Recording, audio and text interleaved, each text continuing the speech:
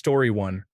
Mouthed off to the teacher, who got so angry he stormed down the aisle, grabbed the kid's desk, and slid it, with the kid still sitting in it, all the way to the back of the class, making him sit there for weeks. The same kid had a big brother who caught a fly in the library, popped it in his mouth, and swallowed it whole. We later heard after high school that the kid was goofing around with a gun and accidentally shot his big brother in the stomach. Story 2. He had a tooth he was able to easily remove and put back in for some reason and would do it for a quarter. Surprisingly, I think he actually made quite a bit of money doing it because I constantly saw people paying him, so good on him, I guess. Story 3. He was a rancher's kid, and he showed up on the high school campus in a front loader filled with bagels. Literally hundreds of bagels, and poured them out on the central terrace. A 6-foot-high pile of bagels. He parked the vehicle back in the lot, walked back to his pile of bagels, and just started throwing bagels at people. He started a bagel fight that was legendary. Story 4. Hit the school bully over the head with a mini baseball bat and split his head wide open. The school bully was absolutely brutal, but I winced seeing it. Weird kid was charged with aggravated battery and expelled from school. He ended up becoming a very successful diesel mechanic. He wasn't weird at all, but didn't fit into what the school and suburb considered to be normal. Story 5. There was a quiet kid in my school, Alex, who always carried a big notebook and sat alone, scribbling during breaks. One day, our art teacher asked him to share what he had been working on. He had written an entire fantasy novel, complete with its own world, mythology, and languages. My class was amazed, and after that day, he was no longer seen as the weird kid but as the creative genius no one had noticed before. No idea where he is now, though. Story 6. Climbed into the first-floor laboratory through the window as the chemistry lesson was in progress, posed dramatically at the door, announced, "Join me in the corridors of time," and left. Story 7. Hey, I've got one from the perspective of a teacher, and it's pretty wholesome. I had one of the weird kids a few years back. The kid was sent to the principal's office for the wackiest things, like putting chewing gum in other people's hair, but also his own hair, etc. Didn't have a lot of friends. Anyway, there was also a special needs girl in that class. She was older than every other kid, and an adult helper was there to help her write down the class and explain things when needed. Anyway, the girl farted. It just went off, and she looked up, and I could see in her eyes she was panicking.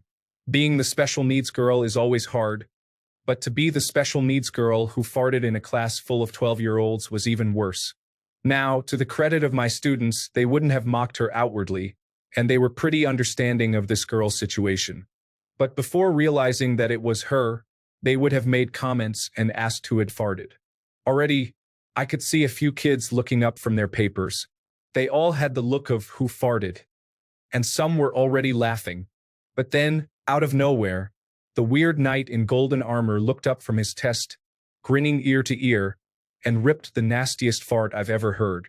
He was a kid, but this thing sounded like the scream of a dying animal. Like, I'm almost 30, and I don't make sounds like that. Plus, he moaned the most obscene sound, maybe ever. It sounded like ooh years before ooh was even a thing. The entire class was either disgusted or dying with laughter. The weird kid said he was sorry, then went off a second time with a pained look on his face. I had caught up to what he had done and why he had done it. I yelled at him just enough to be believable, asked him to go to the bathroom if he needed to, and asked him to stay at the end of the class. The entire class knew he had messed up.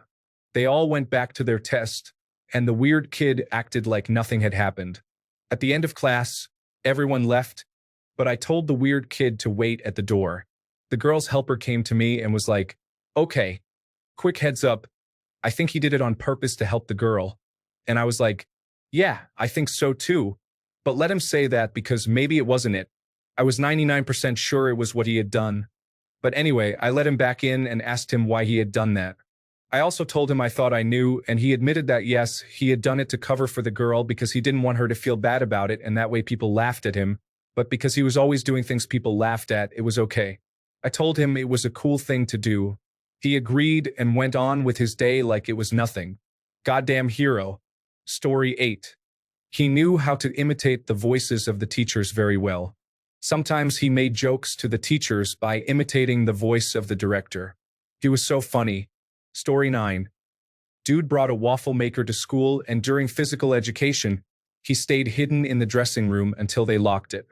Then he chilled there and made some waffles for himself until the class ended and the dressing rooms were unlocked again. The smell of waffles was nice, though. Story 10. In my school in Scotland, there was a guy called Willie.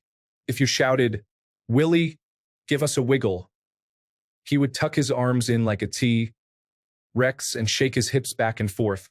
That image has never left me to this day, also known as Willie Wiggle. Story 11. There was a girl in high school who would hiss at people and carry around a stuffed pumpkin. She told me that I was fun to bully because I was too nice and wouldn't do anything about it. Feels like a new low when you get bullied by the weird kid. Story 12. Emptied a fire extinguisher all over the auditorium stage. Attacked teachers with a yardstick screaming, "I'm fighting the moon men." Emotionally scarred every girl he ever dated by threatening suicide on a near-weekly basis. Plucked his hair out to the point of having to wear a hat for a semester and then kept it all in a baggie. Developed a cocaine habit, and in every single example, his father would bail him out and he would receive next to zero punishment. Story 13. Dude caught a live wolf spider behind a cabinet in class. He turned on a hot glue gun and proceeded to shove the hot glue gun between his fingers to cover the spider and his hand with hot glue. He ended up with first and second degree burns. The same dude launched bottle rockets from his backside, resulting in more second-degree burns on his backside this time. He also heated up a penny in chemistry class and branded himself with it. I'm just now realizing this kid liked burning himself. Story 14. We were playing baseball. He was either on the first or the second base, I can't remember exactly, and I was next to him. He said, "Watch this. I'm going to do something cool." He pulled his pants down and defecated on the base. I was shocked and no one else saw it. I didn't know how to act. I was speechless. The kid batting got a hit, and the kid who defecated on the base ran to the next base. Then the next kid went onto the base that had feces on it and slid. He was like, "Who defecated on the base?" Story 15. Smartest kid in school, late 1980s. Parents both worked at the National Aeronautics and Space Administration, and he's currently a professor at the California Institute of Technology. He was brutally teased and bullied back when it was normalized. The ringleader was a classic 1980s bully, preppy, and drove a beloved BMW 2002 lovingly restored and shiny candy apple red. Rob, the geek, got him back good. He took a dead snake feeder rat and put it in a large ball jar with a few inches of hydrogen peroxide and water. He sealed the jar, Slim Jimmed into the dude's car during football practice, and tucked it under the seat. It was still hot fall in California our senior year, 1987, and it didn't take long, a few days, for the chemicals to liquefy and putrefy the rat, and build pressure until the jar exploded with great effect in the school parking lot. You could smell the damage from hundreds of yards away, and they actually smelled it from the office, probably 300 yards away, and called the police. The bully's family professionally detailed and steamed the car multiple times before the cleaners admitted it was a lost cause and the car was totaled. Rob never told a soul until at our 10-year reunion he confided in me that he did it. "Well done, Rob. This would also ruin an entire house," Rob told me. I still can almost taste that horrific smell. Story 16. Put a slice of bologna in the teacher's CD player and pressed play. Nothing happened, but it was hilarious when the teacher went to put in a CD and was like, "What the heck?" Story 17. Somehow accessed inappropriate content on the school computer. Threatened to sexually assault a girl. She was passing a note to a friend in class about it. The teacher grabbed it, and when the teacher read it, you could just see the horror on her face. Story 18. I was sitting in a circle with my friends during a break, just chatting. A weird kid comes and sits with us, which is super unusual, but we started to talk with him too. I don't even know how the topic was brought up, but he drops the bombshell that his parents are pedophiles. He ran it on for a few minutes, stood up and said, "I could see myself growing up to be like them." Then he ran away. Story 19. We had this kid in class who was bullied all through high school. 3 others and I were the only people to talk to him and treat him as a normal human being. He was special and he knew that, so he didn't mind standing out, he just disliked the bullying. The principal knew all about the bullying but never did anything about it, yet the kid never snapped. Instead, he started an anonymous online blog where he posted all the details about the bullying schoolwide, and the principal called him into the office. The kid invited the local newspaper to join him. They wrote an entire article about it, and the principal had to step up to save the school. The bullying also stopped, and the kid was able to be himself again and could pick his nose and eat it without being bothered. Cool kid. I think he works at Apple now. Story 20. There was this guy who was, as much as I hate to say it because it seems inappropriate, a school shooter type. He had longer, dirty hair, always dressed like the Columbine guys, and sometimes said some weird and concerning things. At my graduation of 400 people, he was one of the speakers. It was like an audition where you'd get to speak if you were engaging enough. So he walks up there, and everyone is like, "Oh, it's this guy. This will be interesting." The first thing he says is, "Everyone put your hands up," and I swear it was dead silent. Everyone froze and was just like, "Oh no, here we go." Then he says, "I said put your hands up." Most people did, and then he goes, "You all smell bad. Put your arms down." Ended up giving a really good graduation speech. Story 21. I was the weird kid, to be honest. I used to lie like Jay Cartwright in primary school. I think at one point I said my uncle owned Xbox, and that I had a golden Xbox 720 that wasn't coming out until next year, among many other stupid and insignificant lies. Everyone probably thought I was a jerk, but luckily I've managed to channel that into writing fiction stories as an adult. Story 22. For context, someone threw a banana peel across the classroom. It just so happened to land next to the weird kid. The teacher very foolishly thought it was the weird kid. How could it be them? It flew across the room and landed beside them. Anyway, the kid proceeded to lose his temper after being accused, opened the window, and tried jumping out of it. It was on the 3rd floor. I wasn't there for it, but apparently he backed out or something, and so it became the famous story of our year group. Everyone knew about it. Story 23. I'll use the term weird kid loosely here because the weird kid turned into someone with schizophrenia who ruined my last academic years. He made all sorts of accusations against me. This was a time when the internet was just coming into schools.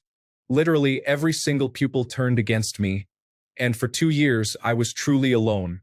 I was banned from all computer access and grounded for most of this time. Not that I wanted to leave. I was arrested twice and interviewed by police, and my parents found out I had been self-harming during this, and they went ballistic at me. Just after failing my exams, all charges were dropped, and he admitted he had done everything himself. No apologies, no support, nothing. I was accused of stabbing him with pens, attempted rape, smashing his house windows, cutting the phone lines, email harassment, bullying, theft, and much more. I'm 39 and still haven't forgiven my parents. My dad was a police officer too, unbelievably. Story 24. Turned out she was not who she said she was. She acted very standoffish. It turned out she was actually a 31-year-old adult woman suffering from mental health issues. Story 25. She was a new kid who always came to school smelling like pee. One day at recess, she told me her father stuck his thing in her at night. I never told a soul, and I am unable to forget it. She was gone the next year. Poor kid, I wonder where she ended up. Story 26. So, 2 of them actually, I don't remember the context, but the first child was about 13. He did something to upset the second child, who was about 7, and so the second child bit him on the shoulder.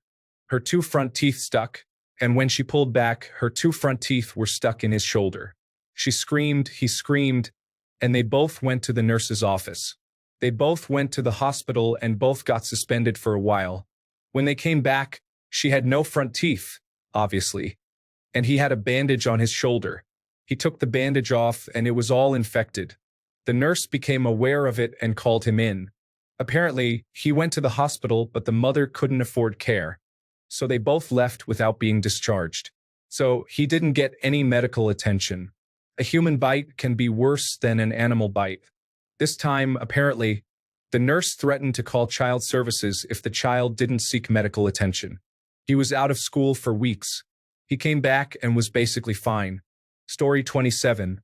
He wore the same cowboy hat everywhere. I remember spotting him in the grocery store once, and he was still wearing the hat. I had been in classes with him since 6th grade, but only when we were in high school and were working on a group project together did it occur to me to just ask him about the hat. I'm going to wear this hat everywhere. That way, when I die or people move on from school or work with me, they're going to remember my hat.